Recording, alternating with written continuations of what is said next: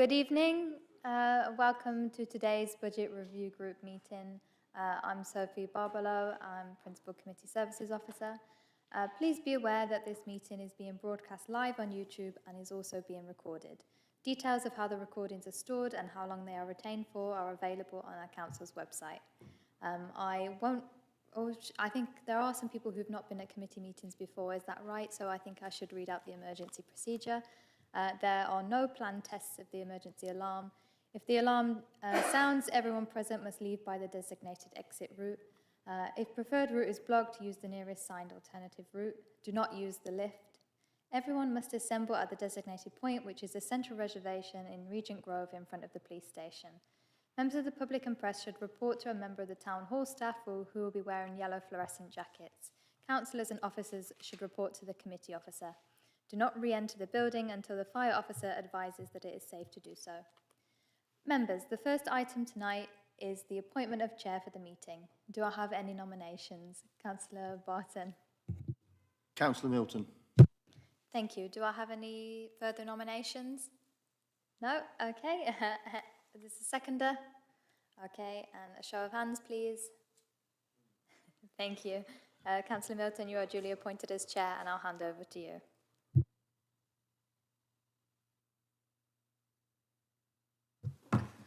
Thank you, Sophie. Thank you, members. And can I start by just doing a bit of a call out and thank you to the town hall staff who've done a very, very quick turnaround for us from one meeting to the next. So that's really appreciated. Right. Apologies. So we have apologies from Councillor Rossou, and we also have Councillor Armstrong substituting for Councillor Jones. We also have apologies from Councillor Brown, and we have Councillor Dray substitute. No, she's a member. Oh, you're a member. Oh, thank you. Sorry, Councillor Dray. I didn't realise you've been elevated to this group. So we have apologies from Councillor Brown, and Councillor Rossou. So we don't have substitutes for them. Right. Okay. That's slightly disappointing. But, right, okay, so item 3, declarations of interest. Do members have any items to interest to declare? No, I'll take that as a no. Right, item 4 then, so the only substantive item that we have this evening is item 4 from the Cabinet agenda, which is the parking fees and charges for 2026-27. And it does say an update on the parking strategy. What I'd like to do this evening, if members are okay with this, is because this is the budget review group, we should be focusing on the parking fees and charges element. There is obviously an appendix which starts to give some emerging thoughts about the strategy. I'm expecting the strategy, if I'm correct, Councillor Roberts, to be coming forward at a later date. And I'm sure some members may wish to consider whether they want to call that strategy in for debate at a future overview and scrutiny meeting. So if members are comfortable, what I'd like to do is make sure we focus on the fees and charges element, as that's really sort of where the remit and focus of this group should be. So I'm going to start. I'm going to ask Councillor Roberts, do you want to introduce the item and just give members a quick overview? And then I'll hand it over to members for questions. Yes, thank you, Chair. Firstly, I'd like to thank all of you for being here for this extra budget review group this evening. Whilst the emerging parking strategy is due in early 26, it's important the fees and charges were brought to Cabinet and Council before the end of the year to take into account budget planning requirements and statutory timelines for implementing them for the 1st of April next year. So we've taken a more dynamic approach this year based on recommendations from the emerging parking strategy. So on that note, I'll hand over to Mr Garrison here, who will fill in a bit more. Thank you, Councillor Roberts. The report sets out proposed changes to off-street parking fees and charges across the district for 2026 and 2027. The purpose of the changes is to ensure that our parking service remains sustainable and to improve access to off-street parking, particularly in busy locations, whilst making better use of quieter car parks where spare capacity exists.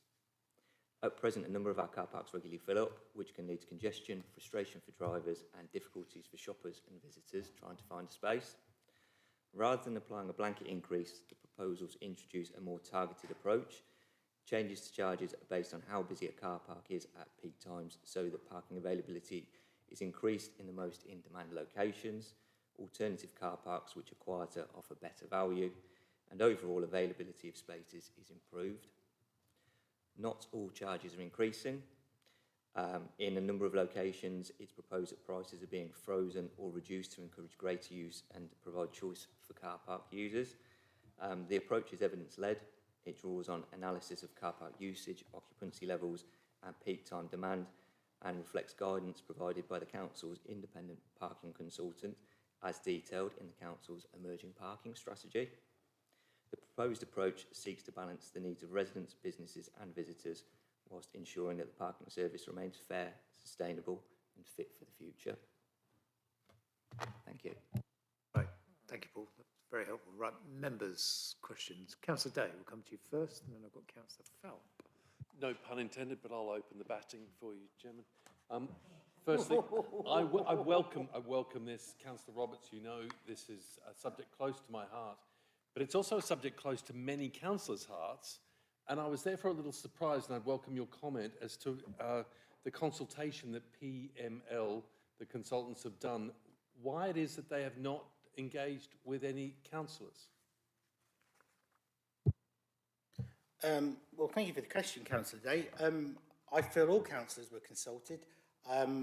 There was an email sent out to all councillors to ask them to be part of this, to get involved with the consultation when it was out there, and also to speak to anyone in their constituents, their wards who they might feel would want to be involved with it, including any stakeholders. Okay, then I'll modify my question. How many councillors responded to the consultation? Because they're not recorded in the confidential section, I won't specify any further details, of the PML report. I don't have that information directly to hand. I don't know whether any of the officers can... I can find that out for you, but I'm very assured that an email went out to all councillors to say, please do get involved in this consultation. I will reference that for you and I'll come back to you. I'll give you the date on it, not a problem. Okay, super. It's only that we've got to own this. This is a really important part of our business as a district council, and I really am grateful for the detail that's coming in this report. But Chairman, it's been a matter on public record that I have raised for over the last 5 or more years, and I'm assuming we're going to see something in the February report, and dare I lecture the Green administration on why I'm not seeing any reference to carbon-based car parking charges. This, as far as reducing not just our net zero, but also we have 2 air quality management zones in the district, and the question, and it is applied, and I've provided examples in the previous administration of where we have bought, where the councils have bought in carbon-based car parking charges. And I'm expressly asking the question, was that considered? And if so, why is it not referenced in this report so that we can better understand why it is not yet appearing in our car parking strategy? So what I can say is it was considered, and we will see further information on that in the up-and-coming strategy and the emerging strategy. What I will say for this fees and charges is we're hoping to introduce 30-minute charges in some of our car parks. Now, part of that will help take congestion off the roads because it will stop people circling around trying to find that cheaper place or that quick place to stop on street. So we are seeing some of that, and hopefully that will help with the congestion, and by helping with the congestion, we're helping with air quality in our town centres. Just on that, can I just quiz though? I mean, 30-minute car park, by the time you find your place on the 4th floor of St. Peter's, park, get down, I mean, I'm not the sprinter I used to be, get downstairs. I couldn't get to the bank, the bank's closed of course, sorry, I couldn't get to the charity shop and back in half an hour. Is that really, what testing's been done as to how viable the half hour, should it not just be an hour? Well, thank you for the question, and if you've noted in the actual report that we're not putting 30 minutes in every single car park. Where we're putting those 30 minutes are close to those shopping areas where you can do, as you say, nip in and out to that local shop. So yes, it wouldn't make sense to put it in St Peter's car park, and that's why we haven't. Right, thank you, Councillor Day. Councillor Fowl. Yes, thank you. Apologies if can't see it, but I presume that this has been run past the county, because obviously we have to work together with car parking on street and off street. Worst thing we could do is come into conflict with each other. So apologies, I can't find it in the report. So really just for our public to realise that A, there's two regimes and that we do talk to each other. Yeah, thank you for the question. Absolutely, we do. Councillor Dixon did ask a question similar to that in the pre-scrutiny questions. And I don't know, I haven't got it immediately in front of me, but I don't know whether one of you would kindly read out the reply you gave to Councillor Dixon.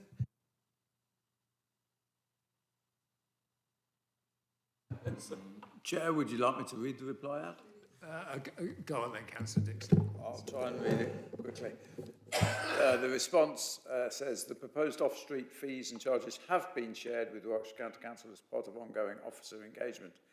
This is intended to support consistency between off-street and on-street parking approaches and to assist WCC in shaping its future on-street parking proposals in line with national policy and government guidance.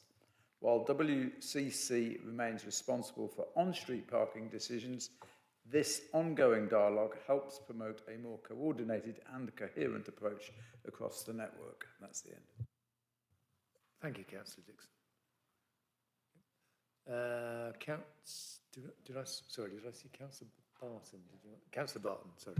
Yeah, carrying on from Councillor Day's point, I presume then saying 6 months' time, or 6 months from the start of this, we would be able to see some sort of comparison to see how the 30 minutes is working.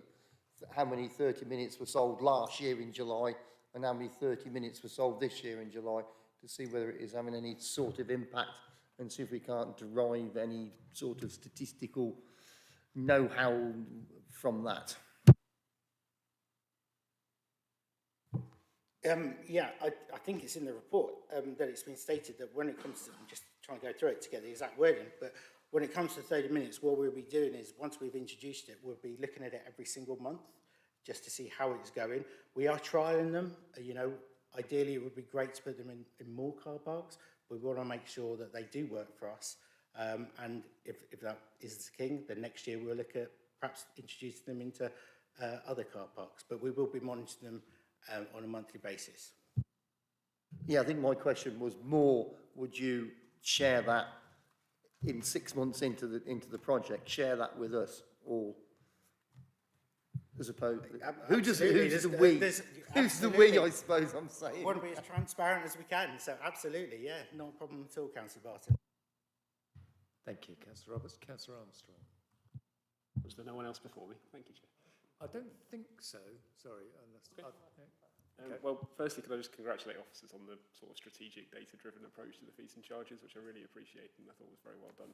The question I had was about this definition of peak times that sets whether whether the fees go up or stay the same or everything else. I saw that it's between 10 and 2, usually, is the word in the report. So could you just clarify a bit on, say, if something is busy at the weekends but not during the week, would that count as usually over 80% at peak times, or would that average out to lower? How is that calculated? So we do monthly checks of our car parks where we've got our parking enforcement officers going out and doing counts of the number of spaces available and the number of spaces that are full. In terms of the calculation of usually, we're looking at across a section of data for the year and seeing, counting effectively the number of times that we're seeing demand exceed a particular figure to make that assessment. And if it's just most of the time over 80, is that sort of the line that was taken, or is it just clearly one way or the other? It would be most of the time, over 80%, in comparison to, obviously, the other figures that we're seeing throughout the year. Okay, thank you. Councillor Dixon. Thank you, Chair. And I should reveal at this stage that I am a member of Everyone Active. And not just a member, but a user of its car park at Castle Farm. And I note that the only leisure centre, unless I'm mistaken, that will be, where car parking will be charged is St Nicholas Park, and that the sites which Everyone Active operate in Leamington Spa and Kenilworth will not be charged in the next financial year. I wonder if you can just explain the rationale for that, because it seems to me that the District Council has assets in both of those sites from which it is deriving no benefit and actually incurring cost.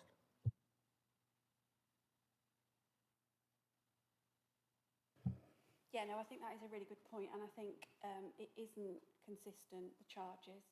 It is historical, and it is contentious when we look to change charges, but over the next sort of 18 months, bearing in mind the feedback that we've had from the consultant, we will be looking to streamline parking charges in our leisure centres, because you are quite right, St Nicholas Park is the only one where we've got charges at the moment, and we are looking across all of our assets to try and streamline our charges and possibly introduce new charges where currently there are none. I have another question, but thank you for that, because it just doesn't seem fair to me as proposed.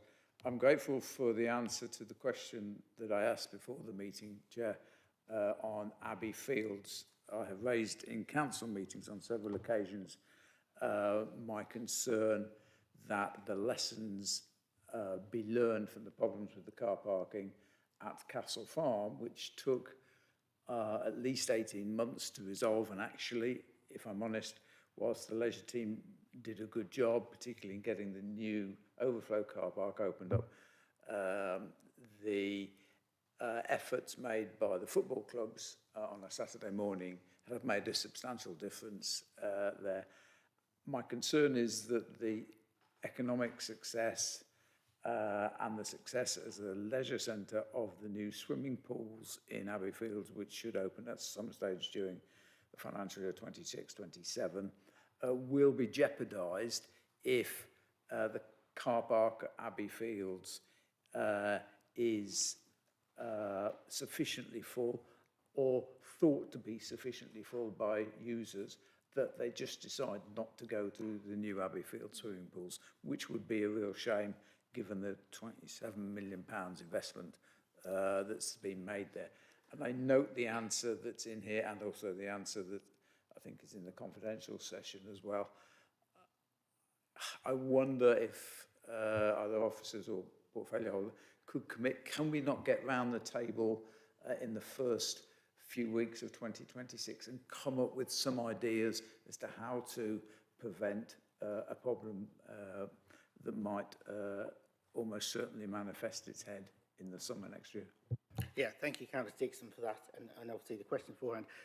100% absolutely. I've already spoken to officers on this. Abbey Fields is firmly on our radar. Obviously, we manage the car park, and there's an active travel plan involved with the swimming pool coming forward. But I have every intention of making sure all the stakeholders are included in that conversation, because there are some decisions to be made around it, and I want everyone to be included in those, what could be some tough decisions. So 100% we will get people around the table to have that talk, and it is on the radar. And can I just go back to the point of St Nick's car park? One of the reasons we brought in a parking strategy is to look at all these things that you mentioned and to align things and to make sure we have a fair balanced parking service for everybody. Thank you, Chair. Thank you, Councillor Fell. Yeah, it's on the same issue of paying for parking at leisure centres. I know through experience through my husband that teams that use St Nicholas Park are very miffed, because if they hire St Nicholas Park, they actually pay more because they have to pay to park. Whereas if you hire Newbold Common, you don't have to pay to park. If you're a dog walker or anybody who uses St Nicholas Park, you have to pay. If you're in Newbold Common, you don't. So I think it's very unfair that some do and some don't. We've got to decide either they all do or nobody does. It's been a bone of contention with the football teams for a long time that they feel they're being penalised for using that particular park. So I think it needs to be looked at. Yeah. Thank you, Councillor Felt, for those comments. As I say, this is being looked at, and this is the point of the parking strategy, to bring in a fair system and to look at the technology we can bring in, you know, for everyone active users, which might be able to be a terminal, you know, in the centres, which we can use, but to make a balanced approach. That's the parking strategy. It's historically been like this, and so we're looking for change. You know, we want to get this right. The parking strategy is taking a little bit longer than I really wanted it to take, but you know what? It's taking longer because we want to make sure we get it right, and that's a really important thing here. Right, thank you. Can I ask about, this is one of my favourite subjects, is Bath Place and station approach. So it's quite interesting. If you Google parking at Leamington Spa railway station, it directs you to Bath Place and station approach, which charge, I think, £3.75 all day, I think is the maximum. If you park at our railway station, it costs you £9.30 to park for the day. So I'm just, is there some opportunity there that perhaps we should be taking that we're not taking? Thank you, Councillor Milton. I thought you might bring that up. With regards to station approach, I think going back a couple of years, they were underutilised car parks, and that's why the prices were a bit lower. They are now a bit busier. And what we need to do is kind of do a survey, which we don't have that information on, is who are those users? Because obviously we could put the prices up for people who might be using the trains, but equally we might want to support our town centre, and if we've got staff parking there and parking and striding. So we are aware of that. Obviously they've gone up this year through the 10% and the CPI. But yes, it's a very good point, and we just need to work out who are the actual users of that car park, because we don't want to outprice our town centre and supporting workers in our town centre. Yeah, I get that, and I probably should have declared an interest that a number of those workers who park their work in my company. So they probably won't. I'm hoping they're not watching this, because they're not going to. It's not going to make me very popular. But I guess so. Have we got something in place to try and survey actually if people are parking and striding? Where are they striding to? Are they striding north or just across the railway station? We will get the parking strategy across the line first, and then that will be the next thing we'll do. And can I just suggest, Councillor Milton, we do have annual parking permits, which your staff might be interested in, or as the owner, you might want to do that for your staff. Great, thank you. Maybe I'll turn into Father Christmas after all. Great, okay. Any other questions? Councillor Hales. Thank you, Chair, and thank you, Officer, as well, for bringing this forward. I think I appreciate, Councillor Roberts, you mentioned about stakeholders a few times, and one of the reasons why we reduced station approach car park when in the previous administration was around the feedback from businesses around the opportunity there, because actually it wasn't being utilised. So while I appreciate in terms of the business were involved in the conversations therein, I think what would be helpful maybe moving forward in future years is about involving businesses early on, because actually the more opportunities you're able to listen to them, I know we're saying, you know, it could be a little bit higher, a little bit lower, but actually businesses probably at the forefront of that information. And actually, whether it be retail, whether it be businesses like, you know, Councillor Milton's, who I will send this recording to all his employees tomorrow, in terms of doing that, I think it would be helpful in terms of engaging with the chambers and the businesses, because actually they have the forefront of the knowledge. They know in terms of actually what impact this has. So I think that and I appreciate in terms of the amount of work that's gone into this. So I thank, you know, Mr. Court and Mr. Garrison for the work that's gone into it, and appreciate that. But yeah, maybe we've got an opportunity there, and one of the things that frustrates me the most in the council is we have loads of data, but actually we've got loads of feedback from actually businesses that we can actually really utilise, and rather than say this is the effect, they'd be able to tell us. So maybe that's something that could just come forward. Thank you, Councillor Hales. Councillor Roberts, do you want to respond to that? Yeah, you know, when we set out with parking strategy, it's absolutely important to me, as you know, officers will tell you, that we can go out and engage with as many stakeholders as possible. That includes the businesses, you know, bid for Leamington, for example, as well, and for that, all that input. What I can tell you, with that engagement we've had and we're working on, 937 public survey responses and multiple stakeholder meetings, 33 face-to-face interviews with car park users, 27 key stakeholders, were engaged, 6 online consultation meetings with key stakeholders, and 17 written submissions from residents, businesses and community groups. So we really did push it. And whilst I'd like, every business to get involved, if they don't respond, then, we can't do that. But we're always open. These things are open-ended, so it's not closed. So if anybody wants to come and have a conversation, email me with suggestions, and we'll take that on board. But obviously, we're talking about the fees and charges for 26, 27 at the moment, and we're basing that on the emerging parking strategy and what PML have come back to us and said who are parking consultants. Thank you, and thank you for the figures. Out of those consultations, how many were businesses? And while it's great to say that businesses can email into us, actually surely part of our role as a council is to be out there speaking to them, engaging with them in terms of doing that. So I appreciate in terms of your comments there, Councillor Roberts. But out of those consultations, how many of those were businesses? How many of those consultations actually happened with the businesses? Because they obviously pay the business rates that they pay into the council anyway in terms of doing that. So I don't know if you have that information to hand or not. I'm afraid I don't have that information to hand, as in exact businesses or where those stakeholders were in each of the different towns.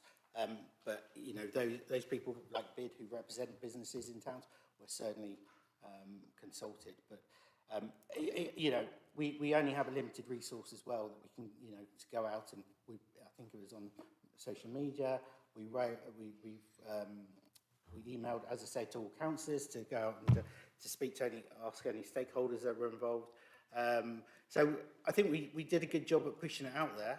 Paul, do you want to jump in? Yeah, just to add that we did do targeted business questionnaires as well as resident business questionnaires. So it was a user group or an interest group that we targeted specifically for the engagement. So whilst I don't have the figures to hand, there was a large level of engagement with the local business community. That's great, and thank you, Mr. Garrison, for that. In terms of doing that, I suppose it goes back to the original one in terms of that we have the chambers and bid and all the rest from there, and actually the more we can utilise them, go up to Councillor Barton's point earlier on in terms of how these actually impacts the charges and what we look at. I just think that, and I'm not knocking the use of the public here, but the business is the forefront in terms of what we should be looking at in terms of any parking strategy coming forward. And actually, if we can look at those and review those, whether it's working with chambers or bid or whoever in terms of doing that, that to me is almost a goldmine that we really need to tap into.